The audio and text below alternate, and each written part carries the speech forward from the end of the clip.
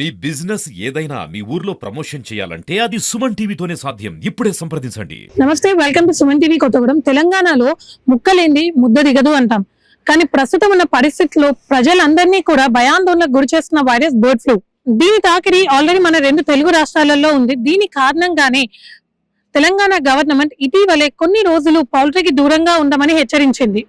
మరి దీని నేపథ్యంలో భద్రాద్రి కొత్తగూడెం పరిసర ప్రాంతాల్లో ఉన్న పౌల్ట్రీ ఫామ్ లో ఎక్కడైనా కూడా బర్డ్ ఫ్లూ సిమ్టమ్స్ వచ్చాయా, మరి వీరికి ప్రికాషన్స్ ఏంటి, దీనికి తీసుకోవాల్సిన మెజర్స్ ఏంటి, ఇలాంటివన్నీ చర్చించడానికి నేను గవర్నమెంట్ వెటర్నిటీ డాక్టర్ ఆనంద్ గారి దగ్గరికి వచ్చాను. సో ఒకసారి సార్ అడిగి మనం మరిన్ని విషయాలను తెలుసుకుందాం. సో ప్రస్తుతం నేను వెటర్నిటీ డాక్టర్ ఆనంద్ రావు గారితో ఉన్నాను. ఒకసారి సార్ తో మాట్లాడి బర్డ్ ఫ్లూ గురించి మరిన్ని వివరాలను మనం తెలుసుకుందాం. సార్ నమస్తే అండి. నమస్తే. సార్, ఇప్పుడు ఎక్కడ చూసినా కూడా ప్రజలందరూ బర్డ్ ఫ్లూ అనే భయంతో తిరుగుతున్నారు. పౌల్ట్రీకి వెళ్ళాలన్నా, చికెన్ తినాలన్నా కూడా భయపడుతున్నారు. అసలు ఈ బర్డ్ ఫ్లూ అనేది ఏంటి సార్? బర్డ్ ఫ్లూ అనేది యాక్చువల్గా ఏంటంటే ఇది వైరస్ వ్యాధి అండి. మనకు మెయిన్గా మన దగ్గర ఉన్న పౌల్ట్రీలో ఎక్కువ వస్తూ ఉంటుంది. అధిక సంఖ్యలో మన కోళ్ళు చనిపోతుంటాయి. అంటే ముఖ్యంగా ఏంటంటే ఇప్పుడు ప్రజలు మనం ఉన్న వాళ్ళు ఏం చేస్తాం, మనకు ఉన్న ఆహార అలవాటు ప్రకారంగా ఈ మాంసంని పౌల్ట్రీ ద్వారా వచ్చే చికెన్ని మనం మాంసం రూపంలో తీసుకుంటాం. కాబట్టి చనిపోతున్న కోళ్ళు మరి వాటి ద్వారా మనం తీసుకుంటే మనకైనా ఆరోగ్య సమస్యలు వస్తాయా అనే ఒక అపోహతోని ఇప్పుడున్న పరిస్థితి నెలకొన్నది. కాబట్టి ముఖ్యంగా ఏంటంటే ఇది వైరస్ వ్యాధి వచ్చే అవకాశం ఉంటుంది. అంటే బర్డ్ ఫ్లూ తీవ్రత మన భద్రాద్రి కొత్తగూడెంలో దాని చుట్టూ ఉన్న గ్రామాలలో పౌల్ట్రీ ఫామ్ లో ఎక్కడైనా నమోదైందా సార్? ఇప్పటి వరకు అయితే ఇక్కడ కూడా మనకి అట్లాంటి దాఖలా నమోదు కాలేదు. అంటే ఏంటంటే మనకి బర్డ్ ఫ్లూ అనేది ముఖ్యంగా చెప్పుకునేది ఏంటంటే అతి కొద్ది సమయాలలో అధిక మరణాలు సంభవిస్తుంటాయి. అంటే మనకి వితిన్ 1 or 2 days లోనే ఒక అరౌండ్ thousands లో మనకి బర్డ్స్ చనిపోయే పరిస్థితి ఉంటుంది. కాబట్టి అట్లాంటి అంటే మాస్ మోర్టాలిటీ అంటారు. అట్లాంటి మాస్ మోర్టాలిటీ మన భద్రాద్రి కొత్తగూడెం జిల్లాలో ఎక్కడ ఏ ఫామ్ లో కూడా మనకి ఇంతవరకు నమోదు కాలేదు అండి. అంటే ఒకవేళ ఇది వస్తుంది అని తెలుసుకోవడానికి పౌల్ట్రీ ఫార్మ్స్ ఎటువంటి జాగ్రత్తలు తీసుకోవాలి? అంటే ముఖ్యంగా ఏంటంటే మనకి కంట్రోల్ మెజర్స్ అంటే వ్యాధి రాకుండా తీసుకోవాల్సిన చర్యల్లో భాగంగా మొదటి నుంచి కూడా చూసుకుంటే అందులో పనిచేసే కూలీలు కానీ, తర్వాత ఉద్యోగస్తులు కానీ, తర్వాత వాళ్ళు పౌల్ట్రీ షెడ్ లోకి వెళ్ళేటప్పుడు ఫుడ్ బాత్ మెయింటైన్ చేయడము, ఆ ఫుడ్ బాత్ లో డిస్ఇన్ఫెక్టెంట్ తో కలిపిన ద్రావణంలో కాళ్ళు అందులో సోక్ చేసి బయటికి లోపలికి రావడము, తర్వాత ప్రతి ఒక్క స్టెప్ దగ్గర ప్రతి ఒక్క పని చేసే ప్రతి ఒక్క స్టెప్ దగ్గర ప్రాపర్ గా శానిటైజ్ చేసుకోవడము, వాళ్ళు హెడ్ కవర్ పెట్టుకోవడము, నోస్ మాస్క్ పెట్టుకోవడము, ప్రతిదీ కూడా హైజీనిక్ కండిషన్స్ మెయింటైన్ చేయడము, ఈవెన్ వాటికి ప్రొవైడ్ చేస్తే ఫీడరర్స్ వాటర్ లో కూడా శానిటైజర్ వాడుకోవాల్సి ఉంటుంది. అంటే ప్రతి ఒక్క స్టెప్ దగ్గర మనం hygienic conditions, precautions, disinfections, sanitise చేసుకునే పద్ధతి ఉంటే మనం చాలా వరకు ఇప్పుడున్న పరిస్థితుల్లో మన యొక్క కోళ్ళని కాపాడుకునే అవకాశం ఉంటుందండి.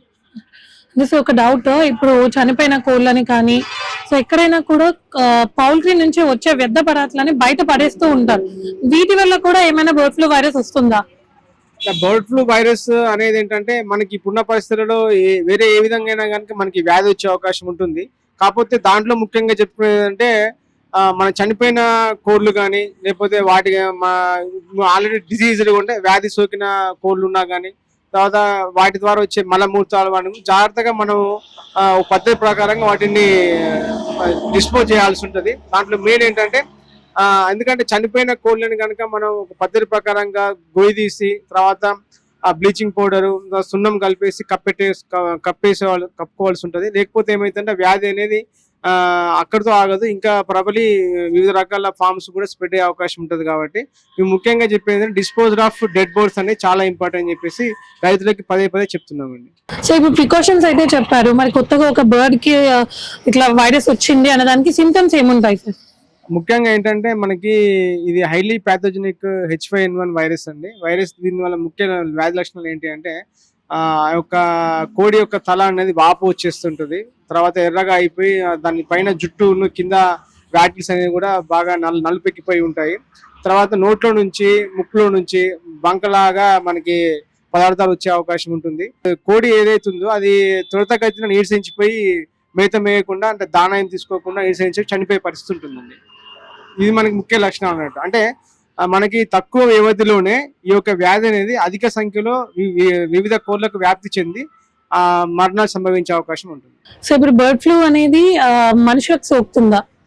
బర్డ్ ఫ్లూ అనేది మనకి అంటే మనుషులకి సోకిన దాఖలా అయితే ఇంత మటుకి మనకి ప్రపంచం ఎక్కడ రికార్డ్ కాలేదండి. కాకపోతే ఏంటంటే మనం తీసుకోవాల్సిన జాగ్రత్తలు తీసుకున్నట్లయితే మనం వీలైనంత వరకు బెటర్ గా మన హెల్త్ కాపాడుకునే వాళ్ళం అవుతాం. అంటే ముఖ్యంగా చెప్పేది ఏంటంటే మనకి బర్డ్ ఫ్లూ సోకి మన చుట్టుపక్కల ఉన్న ప్రాంతాల్లో ఉన్న కోళ్ళు చనిపోయిన ఏరియాలో కానీ లేదంటే ఆల్రెడీ మన ఏరియాలో ఎటువంటి కేసు నమోదు కాకుండా ఉన్న ఏరియాలో అయినా కానీ మనం ఎటువంటి నిర్భయంగా ఎటువంటి మొహమాటం లేకుండా వితౌట్ ఎనీ హెజిటేషన్ మనం చికెన్ తీసుకోవచ్చు, తినొచ్చు. కాకపోతే ఏంటంటే మనం బెటర్ గా దాన్ని కుక్ చేయాల్సి ఉంటుంది. అంటే 100°C వరకు ఒక 20-25 మినిట్స్ వరకు దాన్ని బాయిల్ చేసి దాన్ని ప్రాపర్ గా కుక్ చేసి తింటే మనకి ఎటువంటి ఇబ్బంది ఉండదు. ఎందుకంటే ఈ యొక్క H5N1 ఏవియన్ ఇన్ఫ్లుయెంజా వైరస్ అనేది హైలీ హీట్ సెన్సిటివ్. అది ఎందుకంటే వేడిని తట్టుకోలేక అది వేడి సందర్భాలలో అది పూర్తి స్థాయిలో నశించబడుతుంది. కాబట్టి మనకి ఎటువంటి ఇబ్బంది ఉండదండి, తీసుకోవచ్చు. ఎటువంటి ఇబ్బంది లేకుండా మనం అందరం కూడా చికెన్ తినొచ్చు. ఓకే, అంటే కంప్లీట్ గా ఫుల్ గా 100°C లో మినిమం 20-25 మినిట్స్ కుక్ అయిన చికెన్ తినొచ్చు. దాని వల్ల ఎవరికి ఏ ప్రాబ్లం ఉండదండి, ఎటువంటి ప్రాబ్లం ఉండదు. సో మనం ఇంకా ఎన్ని రోజులు ఈ బర్డ్ ఫ్లూ అనేది ఇంకా ఎన్ని రోజులు మనకి ఇట్లా ఉంటుంది సార్? ఇంకోటి చెప్పేది ఇంతకుముందు చెప్పినట్టుగానే మనకి మెయిన్ వైరస్ అనేది హీట్ సెన్సిటివ్ కాబట్టి మనకి వచ్చేసి సమ్మర్ సీజన్ లో కూడా వచ్చేది సమ్మర్ సీజన్ కాబట్టి కొద్దిగా ఆ టెంపరేచర్ రైజ్ అవుతూ ఉంటుంది. ఇది బయట టెంపరేచర్ అరౌండ్ 40° అట్లా రైజ్ అయినప్పుడు మనకు ఆటోమేటిక్ గా ఈ యొక్క డిజీజ్ అనేది కంట్రోల్కి వచ్చే అవకాశం ఉంటుంది. ఎందుకంటే హీట్ సెన్సిటివ్ కాబట్టి. ఇంకోటి అధిక ఉష్ణోగ్రతలలో ఈ యొక్క వైరస్ అనేది మనుగడ ఉండలేదు కాబట్టి మనం త్వరలోనే మన యొక్క దీని యొక్క పరిస్థితిని మనం బయటపడే అవకాశం ఉంటుంది. సో ఇంతకు ముందు మీరు చెప్పినట్టు మనం fully cooked and completely cooked chicken ని తినొచ్చు అని చెప్పారు. అయితే చాలా మంది కొంతమంది వరకు మనం చూసినట్టయితే they love half boils, half cook చేసిన కానీ లేదా హాఫ్ కుక్ చేసిన ఎగ్ కానీ తినడానికి ఇష్టపడతారు. మరి అలా తినొచ్చా? ఇప్పుడున్న పరిస్థితులు అయితే మనం వీలైనంత వరకు fully cooked, properly cooked 100°C దగ్గర బాయిల్ చేసిన కుక్ని తీసుకుంటే చికెన్ తీసుకుంటే బెటర్. ఎందుకంటే ఇప్పుడున్న పరిస్థితులలో హాఫ్ కుక్డ్ కానీ లేకపోతే హాఫ్ బాయిల్డ్ కానీ అది మనం పూర్తి స్థాయిలో మనం దాన్ని నిర్మూలించాలి. ఆ విధమైన ఫుడ్ హ్యాబిట్స్ మనం తగ్గించుకుంటే చాలా మంచిది. ఎందుకంటే ఈ యొక్క వైరస్ యొక్క కంప్లీట్ గా మనకి నిర్మూలించబడదు కాబట్టి మనం తీసుకునే ప్రికాషన్ స్టెప్ లో భాగంగా మేము ప్రజలకు చెప్పేది ఏంటంటే మనం ఇప్పుడున్న పరిస్థితుల్లో హాఫ్ కుక్డ్ కానీ లేకపోతే హాఫ్ బాయిల్డ్ ఎగ్స్ కానీ చికెన్ కానీ మనం అలా చేసే వంటకాలను కూడా మనం అవాయిడ్ చేస్తే మంచిదని మా అభిప్రాయం అండి. సో ఫైనల్లీ వన్ క్వశ్చన్, ఇప్పుడు మన గవర్నమెంట్ పబ్లిక్ సేఫ్టీ కోసం ఈ బర్డ్ ఫ్లూ నివారించే మార్గంలో ఎటువంటి మెజర్స్ తీసుకుంటుంది? మేము గవర్నమెంట్ ఇచ్చిన ఆదేశాల ప్రకారం మన తెలంగాణ రాష్ట్రం అంతటా కూడా మన డిస్టిక్ మొత్తం కూడా ప్రతి ఒక్క మండలంలో ఆ కన్సర్న్ మండల పశు వైద్యాధికారి తర్వాత అసిస్టెంట్ డైరెక్టర్ సార్ యొక్క ఆధ్వర్యంలో ర్యాపిడ్ రెస్పాన్స్ టీమ్స్ ఏర్పాటు చేసి ప్రతి ఒక్క మండలంలో ఎక్కడెక్కడైతే పౌల్ట్రీ ఫార్మ్స్ ఉన్నాయో ఆ పౌల్ట్రీ ఫార్మర్స్ తోని ప్రతిరోజు ఆ యొక్క ఫామ్ విజిట్ చేసి వాళ్ళకి సంబంధించిన కోళ్ళకు సంబంధించిన ఆరోగ్య విషయాలు తెలుసుకుంటూ వాళ్ళకి తగిన సూచనలు చేసుకుంటూ అదేవిధంగా చనిపోయిన కోళ్ళు ఏమైనా ఉన్నట్లయితే ఖచ్చితంగా మాకు తెలియజేయండి అని చెప్పేసి కూడా ముందస్తుగా ప్రతి అంశాన్ని రైతులకు తెలియజేస్తున్నాము.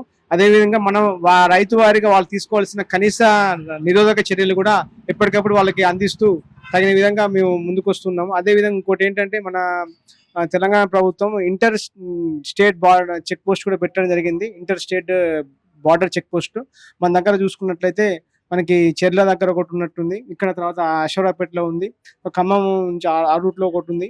అంటే ఇక్కడ నుంచి ఏంటంటే మనకి ఎక్కడి నుంచి గతంలో ఈ మధ్య కాలంలో ఎక్కడి నుంచి అయితే అధిక సంఖ్య కోళ్లు చనిపోయినాయని మరణాలు ఉన్నాయని మనకి సంభవించిన ప్రాంతాలు ఎక్కడైతే మనం నోటిఫై చేసామో ఆ ఏరియాస్ నుంచి మన ప్రాంతంలోకి ఎటువంటి కోళ్లు కానీ కోడి గుడ్లు కానీ కోడి పిల్లలు కానీ రవాణా చేయకుండా ఉండే విధంగా తగిన చర్యలు తీసుకున్నాము. అంటే మన దగ్గర ఉన్న కోళ్ళని రక్షించుకునే విధంలో ఈ యొక్క ఇంటర్ బార్డర్ చెక్ పోస్ట్ ని పటిష్టపరచడం జరిగింది.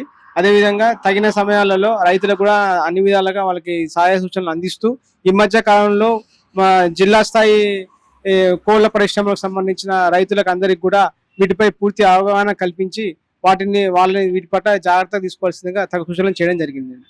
బర్డ్ ఫ్లూ గురించి ప్రస్తుతం మన కొత్తగూడెం చుట్టూ ఉన్న పౌల్ట్రీ ఫార్మ్స్ గురించి ఇంత ఇన్ఫర్మేషన్ ఇచ్చినందుకు థ్యాంక్ యూ సో మచ్. ధన్యవాదాలు.